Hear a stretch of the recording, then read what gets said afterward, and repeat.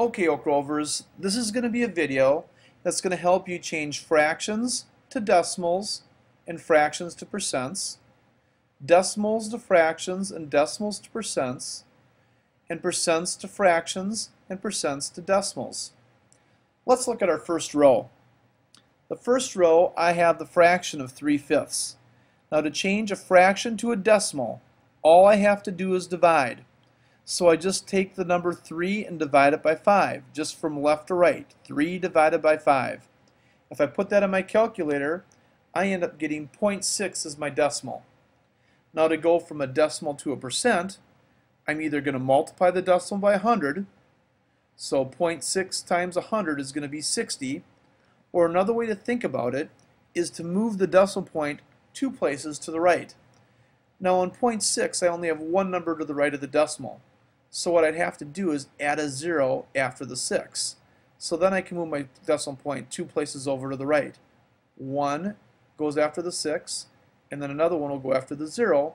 So 0.6 is the same as 60%. Now let's look at our second row. I have 76%. When I changed my decimal to a percent, I moved the decimal point 2 places to the right. When I go from a percent to a decimal, I've got to do the opposite, or move the decimal point 2 places to the left.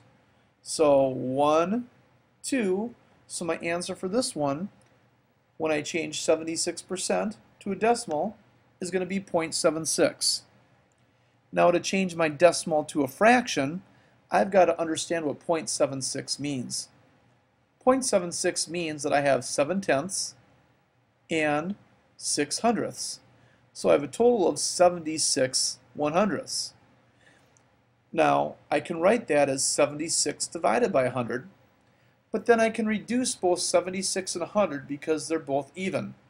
76 divided by 2 is 38. 100 divided by 2 is 50. So this reduces to 38 over 50. Again, 38 and 50 are both even, so I can divide them by 2. 38 divided by 2 is 19. 50 divided by 2 is 25. 25 and 19 do not have any common factors, so that 19/25 is in lowest terms. Let's look at my next problem. The next row I have a decimal point of 0.3. Now 0.3 means it's 3/10. So I just write that as a fraction as 3 divided by 10. Now to change my decimal to a percent, remember I have to move the decimal point 2 places to the right. Just like in the top row, I only have one number to the right of the decimal.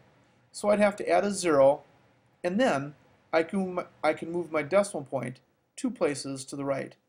And I end up with 30%. Now the next one is going to be a little bit tricky. I just have 4%. Now remember when I went from percents to decimals, I moved my decimal point 2 places to the left. Well, the problem is, at 4%, I only have one number to the left of the decimal point. So what I have to do is add a 0 before the 4. Then I can go 1, 2 spots, and I'm going to end up with 0.04 as my decimal. Now 0.04 means I have 4/100ths, 0/10, and 4/100ths. So that means I can write that as 4 divided by 100, since I have 4/100ths. Now since they're both even, I can divide both numbers by 2, and I get 2/50ths. Again, 2 and 50 are both even, so I'll divide them by 2 again, and I get 1/25. Now I'm up to my last row, which is a decimal of 0.56. Let's go from the decimal to a fraction first. The decimal of 0.56 means I have 56/100ths. So what I'm going to do is write that as 56 over 100. Since they're even, divide them by 2, and I get 28 divided by 50. And since they're even again, I'll divide them by 2 again, and I get 14 over 25. 14/25. Now both 14 and 25, they don't have any common factors besides 1, so that's going to be in lowest terms. 14/25 in lowest terms. To change my decimal 0.56 to a percent, I just have to move my decimal point 2 places to the right. So I'm going to end up with 56%. So that's how I change and convert decimals, percents, and fractions from one to the other. Hopefully that video helped. Good luck on your test this week.